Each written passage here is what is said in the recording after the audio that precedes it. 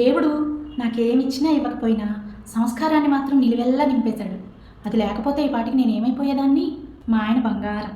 కానీ మా ఆయన చుట్టూ చేరి నీ పెళ్ళం ఓ పట్టాన బయటికి రాదేంటి, నలుగురిలో కలవదేంటి, నీ పెళ్ళానికి పొదుపు నేర్పించు, నీ పెళ్ళానికి ఎక్కువ అలసివ్వమాకు, నెక్కించుకోమాకు అని నా మొగుడు మనసును పాడు చేసేవాడిని చుట్టూ పట్టుకుని గిరా గిరా గిరా గిరా తిప్పి నేలకేసి కొట్టేదాన్ని.